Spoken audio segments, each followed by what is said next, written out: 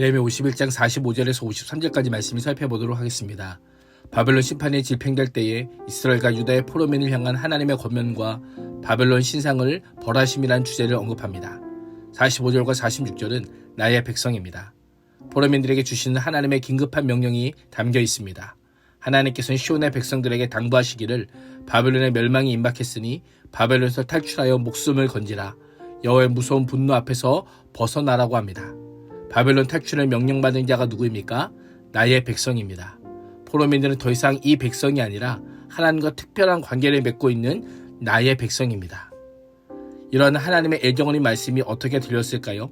바벨론에 대한 심판의 기미조차 보이지 않는 상황에서 삶의 모든 기반을 바벨론에 두고 있는 포로민들의 귀에 삶의 터전을 다 버리고 떠나라는 예레미야의 말은 그리 반갑지 않았을 겁니다. 바벨론을 배반하라는 말씀이기에 위험천만한 모험처럼 생각되었을 겁니다.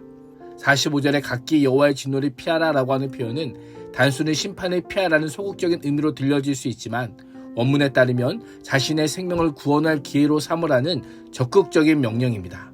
그래서 피하다라고 하는 단어는 성경에서 도피하다, 도망하다, 구원하다라고 하는 뜻으로 사용되기도 하였습니다. 두 번의 적극적인 명령을 선포하신 하나님께서 46절에서는 두 번의 금지의 충고를 주십니다. 너희 마음을 나약하게 하지 말라. 이 땅에서 들리는 소문으로 말미암아 두려워하지 말라는 겁니다. 바사의 바벨론 침략에 대한 소문, 무서운 전쟁과 여러 가지 죽음에 대한 소문은 이 해에도 있고 저 해에도 있기 때문입니다. 온 나라에 폭력이 판을 치고 통치자들이 서로 싸우기 때문입니다. 역사적으로 느부갓네살 이후 그의 아들 엘무로닥은 그의 처남인 네빌글리살에 의해 살해당하는 등 멸망을 앞둔 바벨론 내부에서는 수많은 권력 다툼으로 인한 싸움이 있었습니다. 이 모든 일의 배후에 하나님께서 계시니 바벨론에서 나와 진노를 피하라.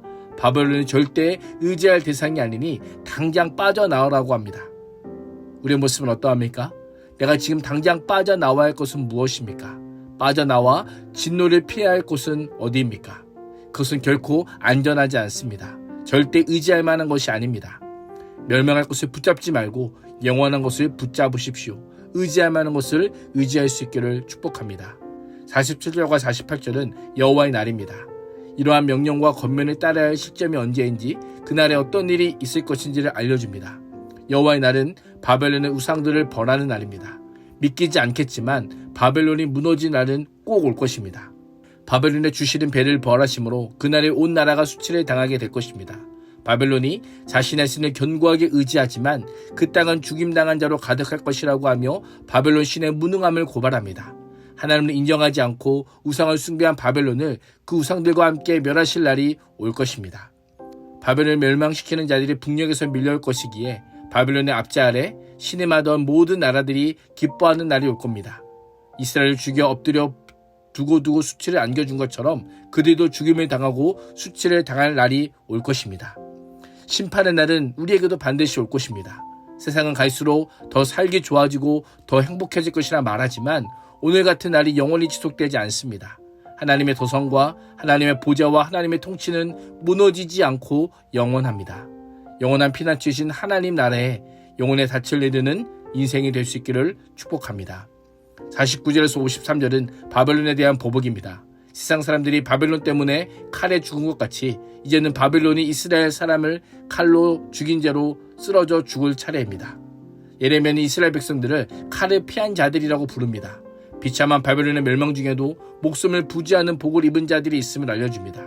이들을 향해 예루살렘으로 돌아가는 길을 멈추지 말고 걸어가라. 먼 곳에서라도 여호와를 생각하고 예루살렘은 너희 마음속에 두어라고 합니다. 하나님의 집을 유린한 바벨론은 반드시 멸망할 것이기 때문입니다. 51절은 바벨론 땅을 떠나 속히 가나안 땅으로 귀환하라는 하나님의 말씀에 대해 돌아가기 어렵다는 이스라엘의 반대 답변입니다. 이방 사람들이 여호와의 거룩한 성전에 난입하여 하나님의 집인 성소의 순수성을 지키지 못한 부끄러움으로 인해 돌아갈 수 없다는 겁니다. 이것은 예루살렘 성전이 바벨론에게 군대에 짓밟힌 것을 묘사합니다. 게다가 이스라엘은 바벨론에 정복된 후에 바벨론 신을 숭배해야 했고 예루살렘 성전에는 바벨론 우상이 세워지기도 하였습니다. 예레미야는 이러한 상황을 탄식하며 바벨론 포로로 끌려간 자들에게 예루살렘 성전으로 돌아가 우상을 제거해야 함을 선언합니다.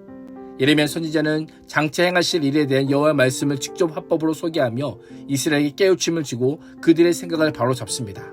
성전을 짓밟는 것은 이방인들인데 여호와께서 그날에 그들이 섬기는 우상들을 벌하실 것이라고 말씀합니다. 성전이 짓밟힌 사건이 민족적 자존심 문제가 아니라 신앙의 문제이기 때문입니다.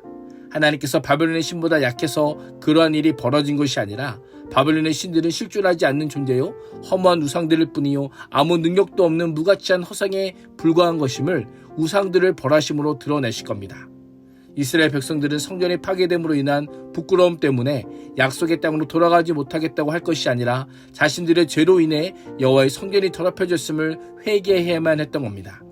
과거 자신들이 섬긴 우상, 여호와 하나님보다 더 강력했다고 내세운 우상이 얼마나 험하고 무가치한 것인지를 뼈저리게 깨닫고 자신들을 용서하시고 회복시키시는 하나님과 그 약속을 신뢰함으로 돌아가야 했던 겁니다.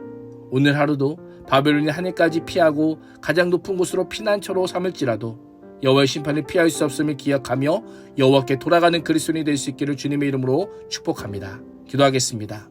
하나님, 악을 심판하시는 하나님의 공의를 두려워하기보다 우리를 사랑하시고 용서하시고 회복시키시는 하나님의 사랑에 감사하게 하옵소서. 예수님의 이름으로 기도합니다. 아멘.